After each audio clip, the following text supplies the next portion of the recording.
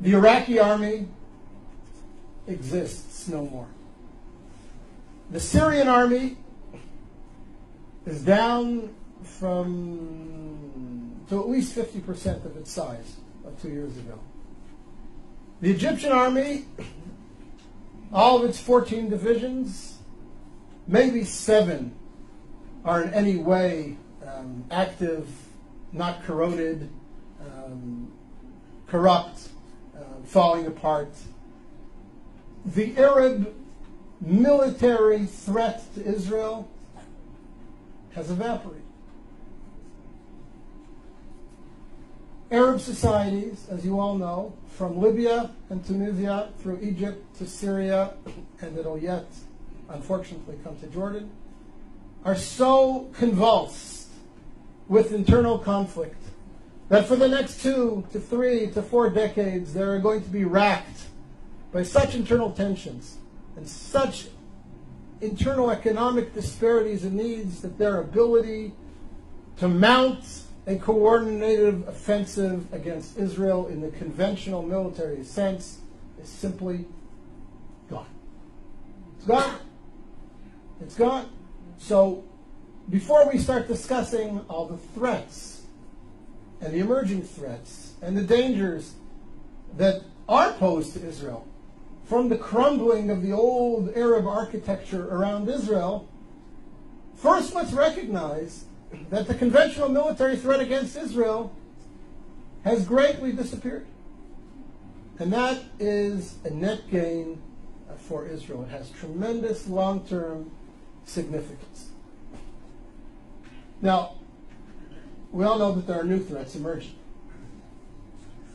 What was the authoritarian control over countries like Egypt, where the security services had penetrated every element in society. You couldn't burp, you couldn't breathe, you couldn't blow your nose without somebody in the security services knowing about it. That's all gone. Morsi doesn't have control over the streets of Cairo, never mind the sands of Sinai, and whoever emerges as the leader or one of the leaders in Syria towards the future will never have the same authoritarian control over the country that Assad's Mukhabarat, his security services, had.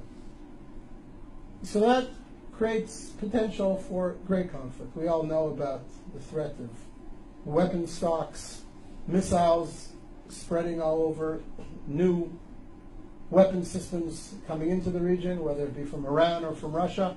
All these pose security threats to Israel that Israel will have to deal with in the coming years and perhaps decades.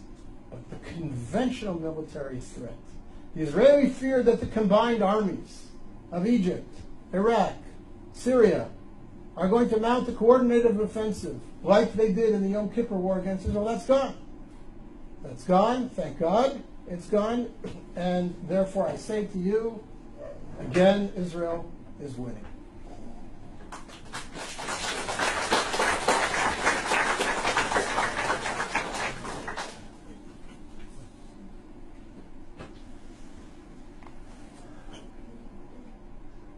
Point number 9, in grand historical terms, of course Israel is winning. Look at the society that's been created in Israel. Look at the creativity of the Israeli community. Look at the vibrancy of life in Israel. I look at my kids. I have a son-in-law who's a software engineer in Israeli military intelligence. I have a daughter doing her PhD in genetics at the Hebrew University. I have a daughter studying architecture at Ariel University in Samaria.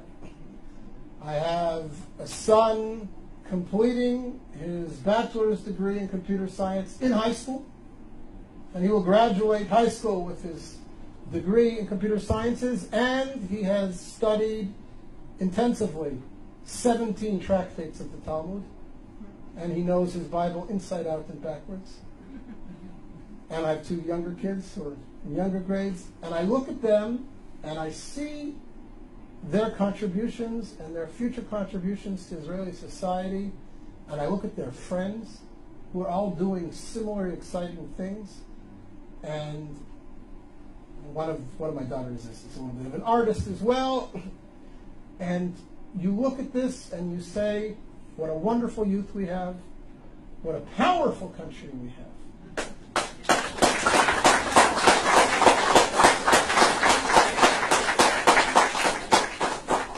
And I don't say this to gloat or to be racist, but it's important for us in terms of perspective to ask, what creative contributions has the Islamic Arab world around us made to the world over the last 100 years?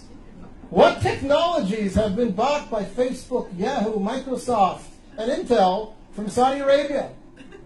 What's the gross national product of all 40 Arab countries around us put together, leaving oil aside? And again, not because I mean to